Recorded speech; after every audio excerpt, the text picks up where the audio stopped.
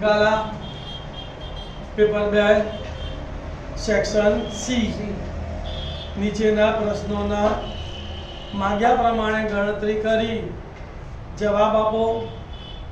પ્રશ્ન નંબર 27 થી 34 પ્રત્યેકના 3 ગુણ છે. કુલ 8 પ્રશ્નો છે.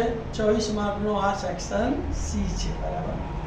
એમાં દાખલા નંબર 27 શું કહે છે વાંચો.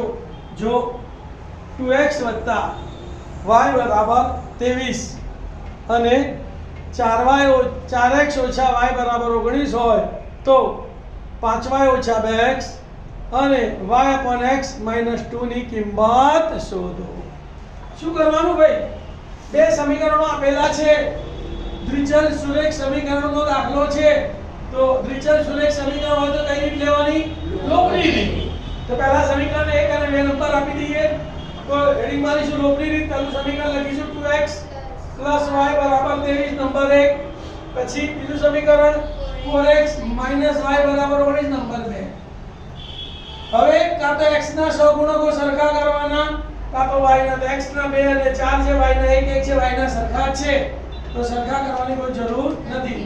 નિશાની અલગ અલગ છે. તો શું કરીશું? સરવાળો. તો શું લખીશું અહીંયા? સમીકરણ 1 અને 2 નો સરવાળો કરતા. બંને સમીકરણો ફરી લખીશું. 2x + y = 23, 4x - y = 19. 2 ને 4 6x + y - y ઉડી ગયા. 23 + 19 તો 9 ને 12 નો બગડો વધી પડી 1, 2 ને 1 3 ને 4 45. 6 ગુણાકારમાં સામે જાય તો ભાગાકારમાં x = 6/42 તો 6 * 42 તો મને x = 7. આ x ની કિંમત કાં તો સમીકરણ 1 માં કાં તો 2 માં તો પ્લસ વાળા સમીકરણમાં 1 માં મૂકીશું. તો x ની કિંમત સમીકરણ 1 માં મૂકતા સમીકરણ 1 લખવાનું. કયું સમીકરણ 1 છે બોલો? 2x + y = 23. હવે x ની જગ્યાએ અહીંયા કેટલા મૂકવાના? 7. બાકી બધું એમનું માટે 2 × 7 + y = 23. કોને સૂત્ર કરતા બનાવવાનું? 7 દુ 14 14 સામે જાય તો લખાઈશું માટે y = 23 × 14. તો માટે y = 9. x અને y ની કિંમત મળી ગઈ. હવે આ બેની કિંમતો શોધવાની છે આપણે. તો આમાં x અને y ની કિંમત મૂકવાની અને આમાં x અને y ની કિંમત મૂકીને સાદુરૂપ આપવાનું. જે આવે એ જવાબ. તો હવે પહેલા લઈએ 5y - 2x બરાબર. તો y ની કિંમત 9 એટલે 5 × 9 ઓછા 2. x ની કિંમત 5 7 તો 2 × 7 તો 5 × 9 45 અને 7 દુ 14. 45 અને 14 ની બાદબાકી 5 માંથી 4 જાય તો 1, 4 માંથી 1 જાય તો 3. તો માટે 5y - 2x = 31. ક્લિયર? બીજી રકમ આપી છે y/x - 2 એની કિંમત શોધવાની છે. તો y ની જગ્યાએ 9 છેદમાં x ની જગ્યાએ 7 - 2 ના 2 લસા લઈશું. કેટલો લસા આવશે? 7 તો 7 દુ 14 એટલે અંશમાં શું આવશે? 9 - 14 છેદમાં 7. 9 માંથી 14 ગયા તો -5 છેદમાં 7 ના 7 m ના m. તો માટે y/x - 2 બરાબર -5/7. અથવા દાખલા નંબર 27 ધ્યાન આપજો. દ્વિચલ સુરેખ સમીકરણ યુગના 2 દાખલા પૂછાય છે. બેમાંથી તમારે માત્ર એક જ દાખલો ગણવાનો છે. ભલે બંને દાખલા આવડતા હોય એટલે તમને જે દાખલો સરળ લાગે અને એમ લાગે કે આમાં ઓછા સમયમાં થઈ જાય છે એ જ દાખલો તમારે ગણવાનો છે. અથવાનો દાખલો ગણો તો તમારે હેડિંગ શું મારવાનું? અથવા દાખલા નંબર 27. એની રકમ છે જુઓ કે જો સમીકરણ યુગમાં 2x + 3y - 5 = 0 અને px - 6y - 8 = 0 ને અનન્ય ઉકેલ હોય તો p ની કિંમત શોધો. ધ્યાન આપજો ભાઈ. અનન્ય ઉકેલ એટલે એક અને માત્ર એક ઉકેલ. તો દ્વિચલ સુરેખ સમીકરણની શરતો તમને ખબર હોવી જોઈએ કે અનન્ય ઉકેલ એટલે a1/a2 is not equal to b1/b2 is not equal to c1/c2. બરાબર. અને અસંખ્ય ઉકેલ મળે તો a1/a2 બરાબર b1/b2 બરાબર c1/c2 a1 upon a2 બરાબર b1 upon b2 is not equal to c1 upon c2. આ યાદ રહે, આ તો જ તમને દાખલો આવડે. ધ્યાન આપજો. અહીં આપણે પહેલા સમીકરણ લખીએ. અહીં 2x 3y 5 બરાબર 0 સમીકરણ નંબર 1 અને px 6y 8 બરાબર 0 સમીકરણ નંબર 2. હવે શરત લખવાની કે સમીકરણ યુગ્મને અનન્ય ઉકેલ છે માટે a1 upon a2 is not equal to b1 upon b2 is not equal to c1 upon c2. આપણે પહેલા 4 લઈ લઈએ તો શું લઈશું કે a1 upon a2 is not equal to b1 upon b2 લેતા a1 ની જગ્યાએ કેટલા મૂકવાના 2, a2 ની જગ્યાએ કેટલા મૂકવાના b, તો 2 upon p is not equal to b1 ની જગ્યાએ કેટલા મૂકવાના 3 અને b2 ની જગ્યાએ કેટલા મૂકવાના -6, 3 upon -6. ચોકડી ગુણાકાર કરીએ તો 3 ગુણ્યા p એટલે 3p, 2 ગુણ્યા -6 એટલે -12, તો શું થશે 3p is not equal to -12 એટલે 12. મારે 3p is not equal to -12. 3 ગુણાકારમાં સામે જાય તો માટે p is not equal to -12 છેદમાં 3. તો અહીંયા છેદ ઉડે છે 3 એકા 3 અને 3 ચોક 12. તો માટે p is not equal to -4 મતલબ કે p ની કિંમત -4 નથી. તો -4 સિવાયની કોઈ પણ સંખ્યા લઈ શકાય. તો જવાબ શું લખવાનો બોલો? p ની કિંમત -4 સિવાયની કોઈ પણ વાસ્તવિક સંખ્યા છે. દાખલા નંબર 28 દ્વિઘાત સમીકરણ 2x² - 6x + 9/2 બરાબર 0 ના બીજ પૂર્ણ વર્ગની રીતથી મેળવો. હવે પૂર્ણ વર્ગની રીત દ્વિઘાત સમીકરણમાં અવયવો કુલ 3 રીત છે. એક અવયવીકરણની રીત છે, બીજી પૂર્ણ વર્ગની રીત છે અને ત્રીજી સૂત્રની રીત છે. પૂર્ણ વર્ગની રીતમાં આપણે શું કરીએ છીએ તો કે પહેલા બે પદનો ઉપયોગ કરીને આપણે અંતિમ પદ શોધીએ છીએ. એ અંતિમ પદ આપણે ઉમેરી તરત બાદ કરીએ છીએ અને પછી 3 ના કેટલા પદ કરીએ છીએ 4 અને પછી x પૂર્ણ વર્ગ બનાવી x² - y² ની રીતે અવયવો પાડીએ છીએ. તો અહીંયા આપણી પાસે કઈ રીતે કરવાનું છે પૂર્ણ વર્ગની.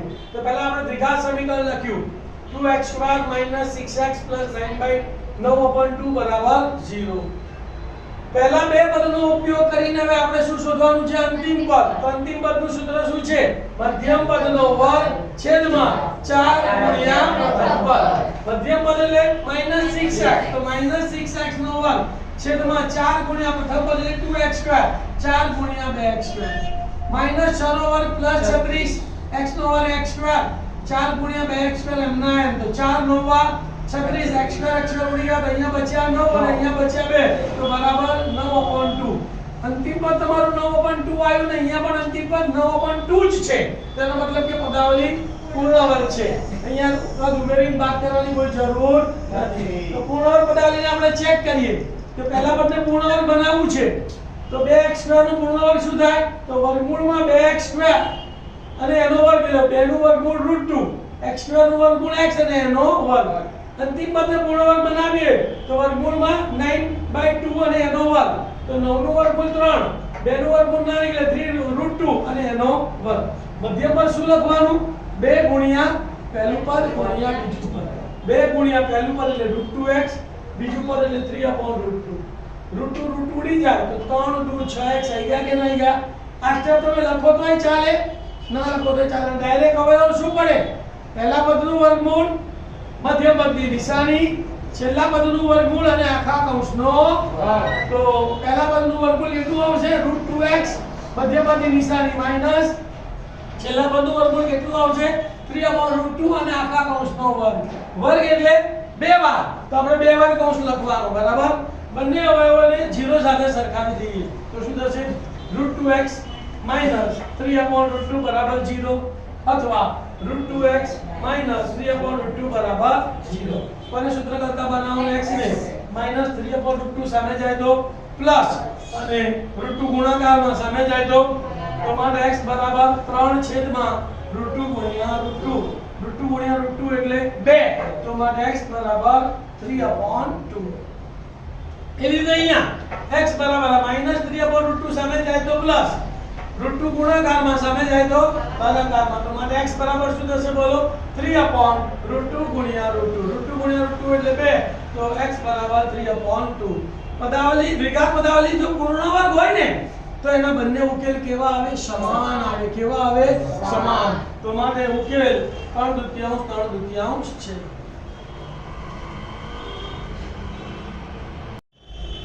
દાખલા નંબર 28 અથવા જમીનના એક લંબચોરસ ટુકડાનું ક્ષેત્રફળ 528 મીટર સ્ક્વેર છે. તેની લંબાઈ મીટરમાં, પહોળાઈ મીટરમાં ના બમણાથી 1 મીટર જેટલી વધુ છે. દ્વિઘાત સૂત્રનો ઉપયોગ કરીને જમીનના ટુકડાની લંબાઈ તથા પહોળાઈ શોધો. ધ્યાન આપજો ભાઈ. અહીંયા તો તમને કઈ કીધું છે કે આ દ્વિઘાત સમીકરણનો દાખલો છે, પણ એવું ના કીધું હોય તો કેવી રીતે ખબર પડે કે અહીંયા ક્ષેત્રફળ શબ્દ આપેલો છે એટલે આ દ્વિઘાત સમીકરણનો દાખલો. દ્વિઘાત સમીકરણનો દાખલો એટલે આમાં કેટલા ચલ ધારવાના? એક જ ચલ x ધારવાનો. લંબાઈ બરાબર x, પહોળાઈ બરાબર y એવું અહીંયા ધારવાનું નથી. તો પહેલી આપણે જે બીજી શરત છે ને એનો અહીંયા ઉપયોગ કરીશું. ધ્યાન આપો કે લંબચોરસની લંબાઈ પહોળાઈના બમણાથી 1 મીટર વધુ છે. પહેલી લંબાઈ છે, બીજી પહોળાઈ છે. તો અહીંયા પણ એક ફિક્સ નિયમ છે કે જે બીજો ચલ હોય ને એને જ ધારવાનો.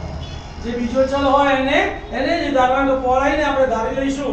ધારો કે લંબચોરસની પહોળાઈ બરાબર x મીટર. લંબાઈ પહોળાઈથી બમણી તો x ના બમણા 2x અને 1 મીટર વધુ એટલે +1. તો માટે લંબાઈ કેટલી થશે? 2x + 1 metre. હવે ક્ષેત્રફળના શરતનો ઉપયોગ કરીશું કે લંબચોરસનું ક્ષેત્રફળ બરાબર 528 મીટર સ્ક્વેર છે. તો લંબચોરસના ક્ષેત્રફળનું સૂત્ર લખીશું કે લંબાઈ ગુણ્યા પહોળાઈ બરાબર 528. લંબાઈની જગ્યાએ શું લખીશું? 2x + 1 ગુણ્યા પહોળાઈની જગ્યાએ શું લખીશું? x બરાબર ના બરાબર અને 528 ના 528. x વડે આ બંનેને ગુણીશું. x વડે આને ગુણીશું અને x વડે આને ગુણીશું. x ગુણ્યા 2x એટલે 2x² વત્તા x ગુણ્યા 1 એટલે x વત્તા 528 આ બાજુ લઈ દઈએ તો -528 બરાબર 0. દ્વિઘાત સમીકરણ બની ગયું. હવે આપણને કઈ રીતે દાખલો ગણવાનો છે? સૂત્રની રીતે. તો સૂત્રની રીતે દાખલો ગણવો હોય તો પહેલા abc શોધવા પડે. તો શું લખીશું બોલો? સમીકરણને દ્વિઘાત સમીકરણના વ્યાપક સ્વરૂપ ax² + bx + c બરાબર 0 સાથે સરખાવતા. તો અહીંયા જુઓ a બરાબર કેટલા છે? 2. તો લખ્યું a બરાબર 2. b બરાબર કઈ નથી આપ્યું, પ્લસ ની નિશાની છે.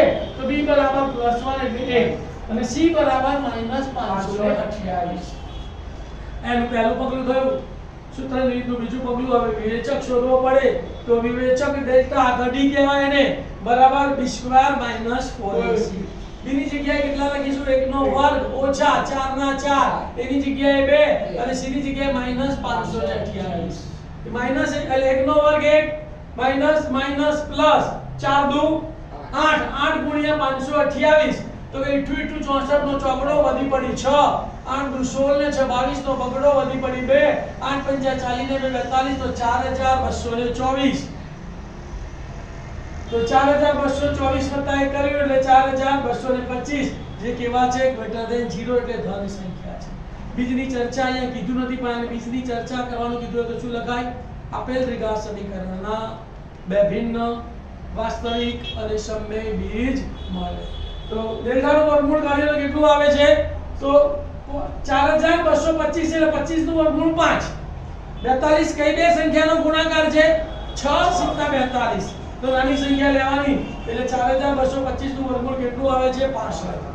ચલો હવે બીજ લખીએ તો આલ્ફા બરાબર -b પ્લસ વર્ગમૂળમાં b² - 4ac/2a. અહીંયા પ્લસ લીધા તો હવે કેવા લેવાના? અહીંયા માઈનસ. બાકી બધું એમનું એમ. બીટા બરાબર -b માઈનસ વર્ગમૂળમાં b² - 4ac/2. કિંમતો મૂકું છું પહેલા આલ્ફાની. તો આલ્ફા બરાબર માઈનસ ના માઈનસ b ની જગ્યાએ કેટલા છે? 1 તો -1 વત્તા વર્ગમૂળમાં b² - 4ac ની કિંમત કેટલી આવી? 4225. તો વર્ગમૂળમાં 4225 છેદમાં 2 એની કિંમત કેટલી છે? 2 તો 2 × 2. સાદુરૂપ આપું છું તો માટે આલ્ફા બરાબર -1 ના -1 4225 નું વર્ગમૂળ 65 અને 2 દુ 4 1 ઓછા 1 વત્તા બાદબાકી થાય 65 માંથી 1 જાય તો 64, મોટી સંખ્યા પ્લસ એટલે પ્લસ 64, 64/4 તો 16 ચોક 64, તો માટે આલ્ફા બરાબર 16.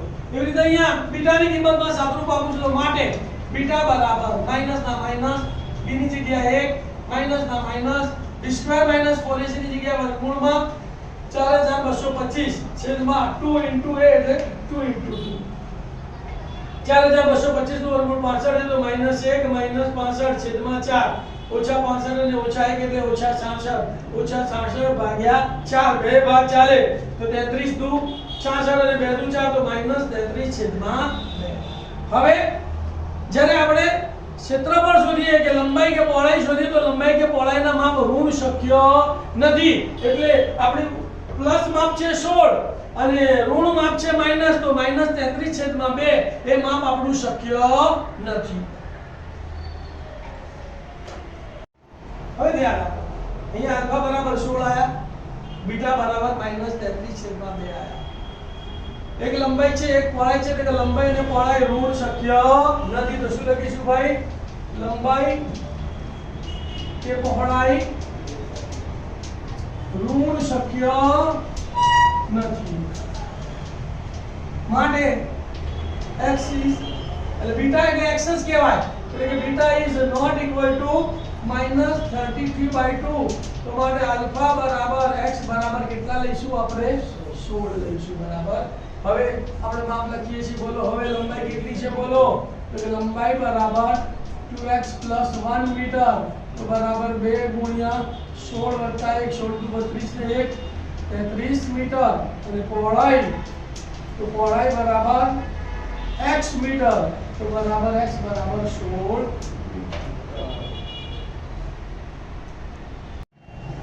દાખલા નંબર 29, a બરાબર 7, a 13 બરાબર 35 આપેલ હોય તો d અને s13 શોધો. ધ્યાન આપજો ભાઈ, અહીંયા શું આપેલું છે? પ્રથમ પદ a બરાબર 7 આપેલું છે, a 13 બરાબર 35, a 13 એટલે 13મું પદ, 13મું પદ એટલે a પ્લસ બારડી, તો સીધું લખી નાખવાનું a પ્લસ બારડી બરાબર 35. એની વેલ્યુ આપણી પાસે ખબર છે 7, તેની જગ્યાએ કેટલા મૂકવાના? 7. તો માટે 7 વત્તા બારડી બરાબર 35. હવે કોને સૂત્ર કરતા બનાવવાનું? d ને 7 પ્લસ છે સામે જાય તો માઈનસ, 12 ગુણાકારમાં સામે જાય તો શું? માટે b બરાબર 35 - 7/12. 35 માંથી 7 બાદ કરીએ તો 28/12. તો અહીંયા ચારે ભાગ ચાલે તો 4 * 28 અને 4 કરીને 12. તો માટે b બરાબર 7/3 એટલે 7 આન્સર b મળી ગયો. હવે s13 શોધવાના છે. તો ધ્યાન આપજો. હવે s13 માટે n બરાબર કેટલા લેવાના? 13. sn બોલાય ને એટલે n બરાબર 13 લેતા સરવાળાનું સૂત્ર લખવાનું. તો sn બરાબર n/2 into 2a plus n - 1 into d. કિંમતો મૂકીએ. s ના s, n ની જગ્યાએ 13 બરાબર ના બરાબર, n ની જગ્યાએ 13/2 ગુણ્યા 2 એની જગ્યાએ 7 એટલે 2 * 7 વત્તા ના વત્તા n - 1 એટલે 13 - 1 અને d ની જગ્યાએ 7 તૃતીયાંશ એટલે કૌંસ 2. હવે શું કરીશું? આ બેનો ગુણાકાર કરીશું આપણે. આ બેનો ગુણાકાર કરીશું અને આ બેની બાદબાકી કરીશું. બાકી બધું એમનું એમ. તો શું લખીશું? બોલો. s13 બરાબર 13 તૃતીયાંશ ગુણ્યા 7 દુ 14 વત્તા 13 માંથી 1 જાય તો 12 12 * 7 છેદમાં 3 12 * 7 છેદમાં. હવે અહીંયા ભાગાકાર કરીશું. બાકી બધું એમનું એમ. તો 3 ચોક 12 અને 4 સીતા 28. તો અહીંયા શું આવશે? 14 વત્તા 28. બાકી બધું એમનું એમ. તો માટે s13 બરાબર 13 તૃતીયાંશ ગુણ્યા 14 વત્તા 28. 14 અને 28 નો સરવાળો કરીએ તો કેટલો આવે? 42. તો માટે s13 બરાબર 13/2 ગુણ્યા 42. બે ભાગ ચાલે 21 દુ 42. તો અહીંયા 21 આવશે અને અહીંયા 2 ઉડી ગયા તો કેટલા બચ્યા? 13 ગુણ્યા 21. તો s13 બરાબર 13 ગુણ્યા 21. 13 એકાનો ઘડિયો આપણને આવડે છે. 13 એકા 13 નો તગડો વધી પડી 1 13 દુ 26 26 ને 1 27. તો માટે s13 બરાબર 273. દાખલા નંબર 30, શાંત સમાંતર શ્રેણી 7 13, 19 ડેશ ડેશ ડેશ 241 ના મધ્યમ પદ અથવા પદો શોધો. ધ્યાન આપો ભાઈ, આ સમાંતર શ્રેણી આપેલી છે બરાબર. 7, 13, 19 ડેશ ડેશ 241 પદોની સંખ્યા આપેલી નથી. તો સૌપ્રથમ આપણે શું શોધીશું? પદોની સંખ્યા શોધીશું. હવે જો પદોની સંખ્યા એકી આવશે તો એક મધ્યમ પદ મળશે અને બેકી આવશે તો બે મધ્યમ પદ મળશે બરાબર. તો અહીં પ્રથમ પદ સમાંતર શ્રેણીનું પ્રથમ પદ a બરાબર કેટલા? 7.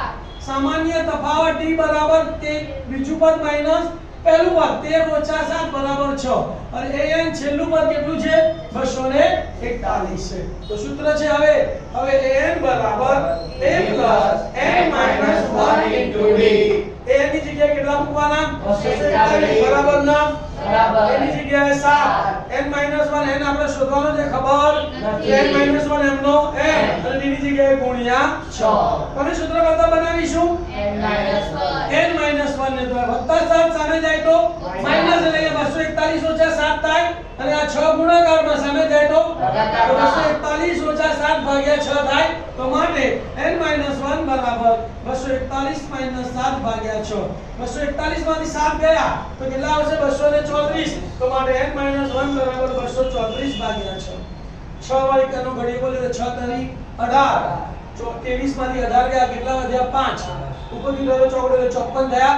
6 નવા 54. તો માટે n - 1 બરાબર કેટલા આયા? 39. -1 સામે જાય તો પ્લસ એટલે n બરાબર 39 + 1 તો માટે n બરાબર 40. 40 કેવી સંખ્યા છે? બેકી સંખ્યા છે. તેને કેટલા મધ્યમ પદ મળે? 2. પહેલું મધ્યમ પદ એનું n/2 આવે અને બીજું મધ્યમ પદ n/2 + 1 મળે બરાબર. તો અહીં n બરાબર 40 બેકી સંખ્યા હોવાથી બે મધ્યમ પદ મળશે. પ્રથમ મધ્યમ પદ કયું આવશે? n/2. તો 40 ભાગ્યા 2 એટલે 20મું પદ અને બીજું મધ્યમ પદ બરાબર n/2 + 1 એટલે 40 ભાગ્યા 2 + 1 બરાબર 21મું પદ. તો હવે એ 20મું પદ શોધીશું અને આપણે એ 21મું પદ શોધીશું. એ 20મું પદ એટલે a + 19d. એની જગ્યાએ 7 વત્તાના વત્તા 19 ના 19 અને d ની જગ્યાએ 6. 19 6 114 7 બરાબર 121. તો 20મું પદ કયું આવ્યું? 121. હવે 21મું પદ શોધીશું. 21મું પદ એટલે a + 20d. 21મું પદ એટલે a + 20d. a + 20d બરાબર એની જગ્યાએ 7 વત્તાના વત્તા 20 ના 20 ગુણ્યા d એટલે 6. 20 6 120. 7 + 120 એટલે 127. તો સમાંતર શ્રેણીનું 21મું પદ કયું આવ્યું? 127. તો માટે સમાંતર શ્રેણીના મધ્યમ પદ 121 અને 127 છે. દાખલા નંબર 31. જો 1 2 4y x6 અને 3 5 એક સમાંતર બાજુ ચતુષ્કોણના ક્રમિક શિરોબિંદુઓ હોય તો x અને y શોધો. ધ્યાન આપજો ભાઈ. આપણે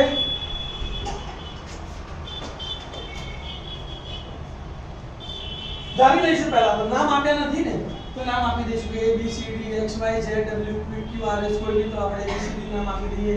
ધારો કે a12 b4y cx6 અને d35 એ સમાંતર બાજુ ચતુષ્કોણ ABCD ના ક્રમિક શિરોબિંદુઓ છે.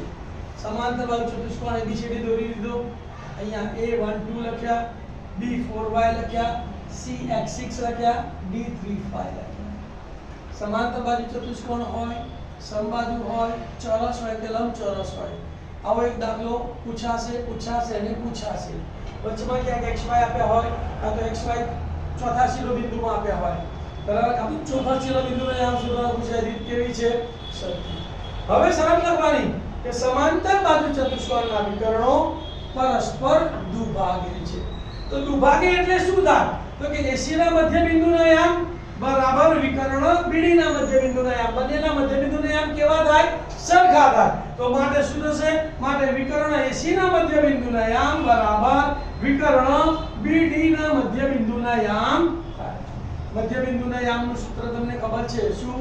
x યામોનો સરવાળો ભાગ્યા 2 અને y યામોનો સરવાળો ભાગ્યા 2 તો AC ના મધ્યબિંદુના યામ તો ધ્યાન આપો AC છે x યામોનો સરવાળો એટલે 1 x ભાગ્યા 2 1 x ભાગ્યા 2 y યામોનો સરવાળો ભાગ્યા 2 2 6 ભાગ્યા 2 2 6 ભાગ્યા 2 બરાબર BD ના મધ્યબિંદુના યામ તો આ B અને આ D છે તો શું થશે બોલો 4 3 ભાગ્યા 2 અને y યામ y 5 ભાગ્યા 2 બંને યામો કેવા છે સરખા તો x આનો x યામ અને આનો x યામ સરખો થાય અને આનો y અને આનો y યામ સરખો થાય તો x યામ ને x યામ સાથે સરખાવવાનો y યામ ને y યામ સાથે સરખાવવાનો માટે શું થશે બોલો 1 x છેદમાં 2 બરાબર 4 3 એટલે 7 છેદમાં 2 1 x છેદમાં 2 બરાબર 7 છેદમાં 2 તથા 2 6 ભાગ્યા 2 બરાબર y 5 છેદમાં 2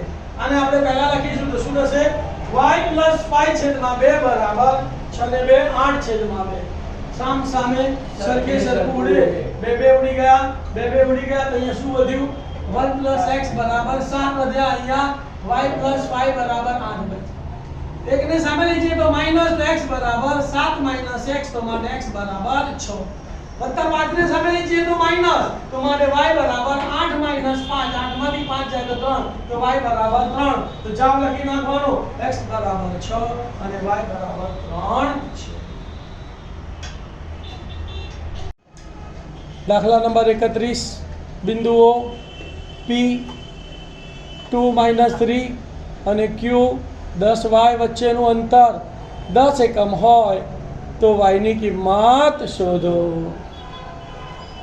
ધ્યાન આપો આપણે પહેલા તો લાઈન સર ધારી લઈશું કે ધારો કે બિંદુઓ P2 3 અને Q10y વચ્ચેનું અંતર PQ બરાબર 10 એકમ છે આપણે દોરી કાઢીએ આ બિંદુ P આ બિંદુ Q P ના યામ 2 3 એટલે આ થશે x1 y1 Q ના યામ 10 અને y આ થશે x2 y2 અને અહીંથી આ PQ નું અંતર કેટલું થશે 10 કયા સૂત્રનો ઉપયોગ કરવાનો અંતર સૂત્રનો ઉપયોગ કરતા તો લખીશું અંતર સૂત્રનો ઉપયોગ કરતા અંતર સૂત્ર શું છે PQ² બરાબર x યામોના તફાવતનો વર્ગ વત્તા y યામોના તફાવતનો વર્ગ તો માટે PQ² બરાબર x1 x2 નો વર્ગ વત્તા y1 y2 નો વર્ગ કિંમતો મૂકીએ PQ ની કિંમત કેટલી છે 10 તો 10 નો વર્ગ બરાબર x1 એટલે 2 અને x2 એટલે 10 તો 2 10 નો વર્ગ વત્તા y1 એટલે -3 y2 એટલે y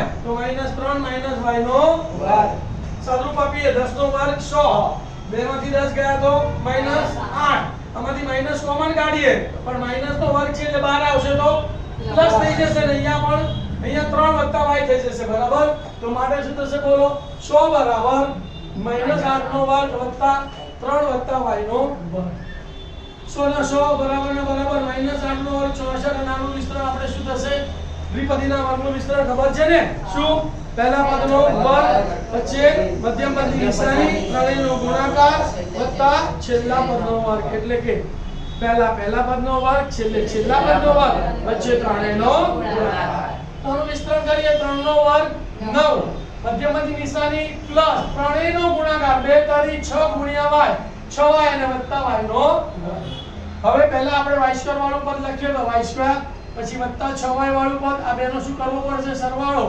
64 વત્તા 9 એટલે 73 પ્લસ 100 સામે જાય તો માઈનસ તો 73 100 બરાબર 0 આ બંનેની બાદબાકી કરીએ 73 માંથી 100 જાય તો 27 મોટી સંખ્યા માઈનસ છે તો કયો જવાબ આવશે -27 તો માટે y² + 6y - 27 બરાબર છે બની ગયું દ્વિઘાત સમીકરણ અહીંયા સહગુણક 1 કહેવાય તો a અને c નો ગુણાકાર 1 * 27 એટલે 27 27 ના આવા બે ભાગ પાડો કે સરવાળો બાદબાકી કેટલો આવે 6 તો 9 તારી 9 માંથી 3 જાય તો 6 આવી ગયા બાદબાકી કરવાથી 6 આયા ને તો બંનેને કેવી નિશાની આપવાની વિરોધી નિશાની મોટી સંખ્યાને મધ્યમ પદની નિશાની તો મધ્યમ પદ પ્લસ છે તો અહીંયા આપણે કઈ નિશાની આપીશું પ્લસ એની વિરોધી માઈનસ ચલ y² છે એક y અહીંયા લખવાનો ને એક y અહીંયા લખવાનો તો પહેલો અવયવ શું પડ્યો y + 9 બીજો અવયવ y - 3 સીધું શું લખવાનું માટે y + 9 * y માઈનસ 3 બરાબર 0. બંને અવયવોને 0 સાથે સરખાવી દઈએ તો માટે y પ્લસ 9 બરાબર 0 અથવા y માઈનસ 3 બરાબર 0. વત્તા 9 સામે ગયા તો ઓછા, તો માટે y બરાબર માઈનસ 9 અથવા માઈનસ 3 સામે ગયા તો પ્લસ, તો y બરાબર 3. તો જવાબ શું આવશે બોલો? y ની કિંમત માઈનસ 9 અથવા 3 છે.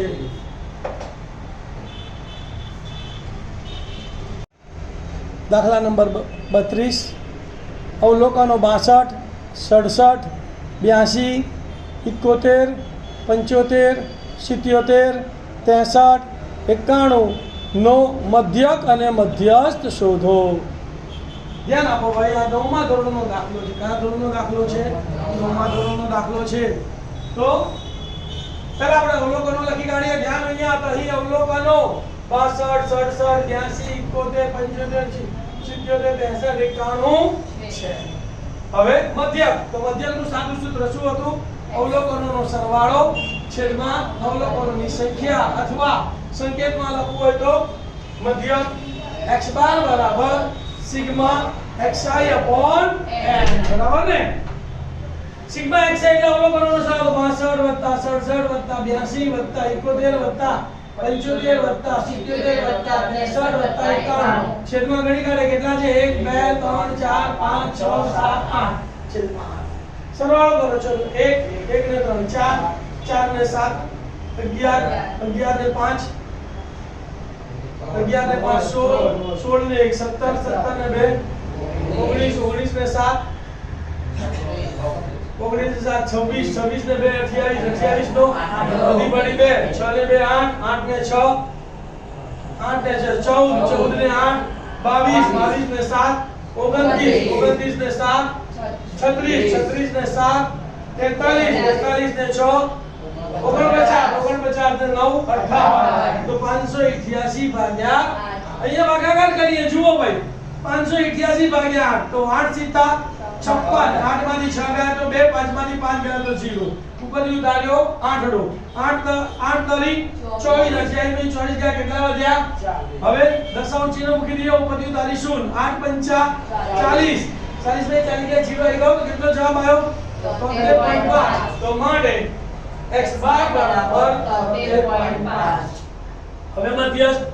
મધ્યસ્થનું પહેલું પગલું છે અવલોકનોને ચડતા ક્રમમાં ગોઠવતા.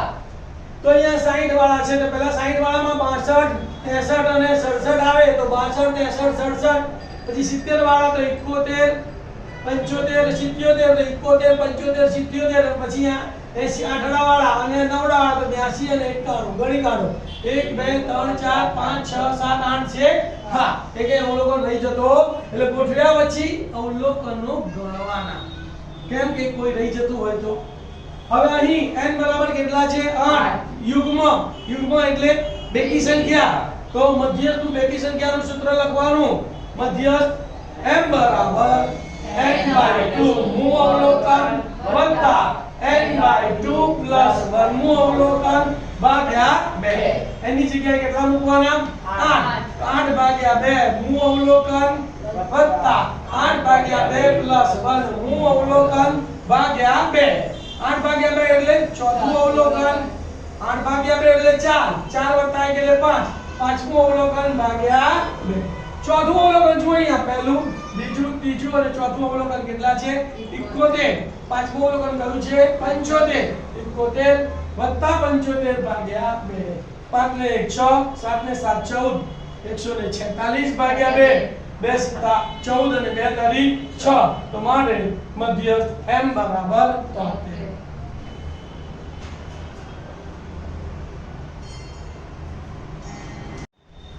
દાખલા નંબર 33, ગોપી પોતાના માછલીઘર માટે દુકાનમાંથી માછલી ખરીદે છે. દુકાનદાર મોટી ટાંકીમાંથી યાદચ્છિક રીતે એક માછલી બહાર કાઢે છે. આ ટાંકીમાં 5 નર માછલી અને 8 માદા માછલી છે. તો બહાર કાઢેલી માછલી નર માછલી હોય તેની સંભાવના કેટલી? ધ્યાન આપજો, પૈસા આવશે દાખલો છે, બરોબર ધ્યાન રાખજો. અહીં ગોપી માછલી ખરીદે છે. નર માછલીની સંખ્યા કેટલી છે? 5 વત્તા માદા માછલીની સંખ્યા કેટલી છે? 8. 8 વત્તા 5 એટલે 13. તો માછલીની કુલ સંખ્યા કેટલી થઈ? 13. શું કહેવાય? પ્રયોગના કુલ શક્ય પરિણામોની સંખ્યા બરાબર 13. એક જ દાખલો છે. કયો દાખલો છે? બહાર કાઢેલી માછલી નર માછલી હોય તેની સંભાવના. લાઈનસર ધારી લઈશું. ધારો કે ઘટના A બરાબર એટલે લખીશું બહાર કાઢેલી માછલી નર માછલી હોય ને બદલે છે. તો નર માછલીની સંખ્યા કેટલી છે? 5. તો શું લખવાનું? માટે ઘટના A ઉદ્ભવવાના પરિણામોની સંખ્યા બરાબર 5. પરિણામોની સંખ્યા મળી ગઈ. હવે સીધું સૂત્ર. તો હવે P of A બરાબર ઘટના A ઉદ્ભવવાના પરિણામોની સંખ્યા છેદમાં પ્રયોગના શક્ય કુલ પરિણામોની સંખ્યા. તો ઘટના A ઉદ્ભવવાના પરિણામોની સંખ્યા છે 5 માછલીઓ, પ્રયોગના કુલ શક્ય પરિણામોની સંખ્યા છે 13 માછલી. તો 5 છેદમાં 13 છેદ ઉડતો નથી. તો આપણો જવાબ આવી ગયો. તો માટે P of A બરાબર 5